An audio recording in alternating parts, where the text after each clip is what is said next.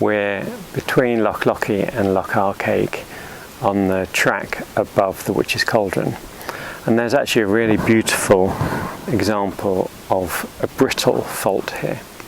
And although it's quite small, it's got a lot of the features that you see in much larger faults, so it's a good place, I would say an ideal fault, to study some of these things. So the first thing that we can see is that it's pretty much vertical. Okay.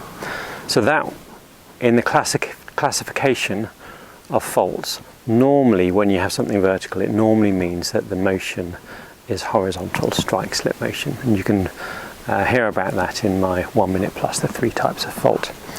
We'll test that in a bit. And the next thing you can see is that it's made of these layers, and it seems to be symmetrical about a centre plane, which is maybe somewhere here like this. So there's some parallel lines in there of different stuff, of greens and browns, and the green seems to be interconnected, and that's actually fault gouge. It's quite soft. I can break it out, and it's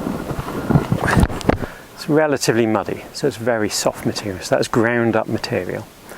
Within that there are what look like lenses of harder stuff which are standing out proud, and these are bits of harder stuff which are standing out proud. And when you get the deformation of the fault, then, or in this case possibly like this, then hard blocks get incorporated into the fault and transported along and worn away, abraded at their edges until they become these lenticular things. When you get that within a fault mixed in with everything else, you call that a fault melange. There's a little region of fault melange in the core, probably from about here to about here or so. There's the fault core. We'll have a look at one of those lenses in a bit. Beyond that fault core there's a damage zone, and you can see here from there across to about here, so maybe a metre or so, it's really quite fractured, and the same on the other side of the rock. So we have this highly fractured damage zone, and as you go away from the fault core, the amount of fracturing goes down. Okay. So as faults get bigger, that damage zone gets wider and the core gets wider, and they get larger and larger. So let's have a look at one of these lenses and see if we can work out the sense of motion on it. If we're lucky, there will be motion indicators on it. Okay, so this is one of the lenses here, and over on this side there are these lines which are horizontal. They're fault plane lineations or slicken sides, and they're formed by the motion of the fault, basically by the scraping of one side against the other.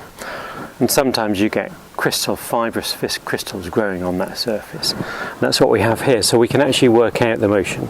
First of all, the lines are in the direction of the fault motion. And then if I rub my finger along it, it's smooth that way, but rubbing back it feels very rough. And the sense of motion of rubbing my finger, in this case on this side, moving towards you, that's the smooth direction. That's actually the sense of displacement on the fault. Okay. So it's subhorizontal, so it is a strike slip fault, as suggested by the vertical orientation of the fault that we can see. It's moving that way. So it's what's called, if I stand here looking at the other block on the other side of it, that other block is moving to the right. So it's called right lateral fault.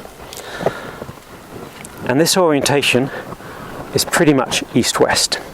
So you have a right lateral, east-west oriented fault. We're quite close to the Great Glen here. The Great Glen Fault runs north-east-southwest, or north-northeast, south-southwest. So this is like that with respect to the Great Glen Fault. The Great Glen Fault is left lateral. The north side has moved downwards. So there's the Great Glen Fault. The north side has moved downwards. So if I stand here looking across it, that's moved down to the left. So this is the opposite sense from the Great Glen Fault. And you get, I don't know that this is the case here, but this is my best interpretation, my working interpretation, having just found this in the field. You get faults which are parasitic. When you have large faults, you get smaller ones associated with it. And so if I'm shearing like this on the big fault, if if I'm shearing like this on the big fault, a fault like this, you'd get rotation of blocks that way. And when you rotate blocks that way, you get a rotation which is the opposite sense of the sense of shear on the main fault. So this might be parasitic on the Great Glen Fault.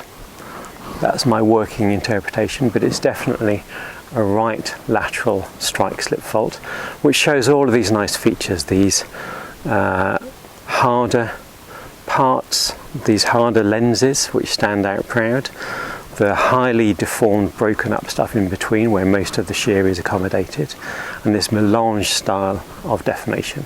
And you can see that down actually in the core of the Great Glen Fault and elsewhere. I've recorded videos about that elsewhere.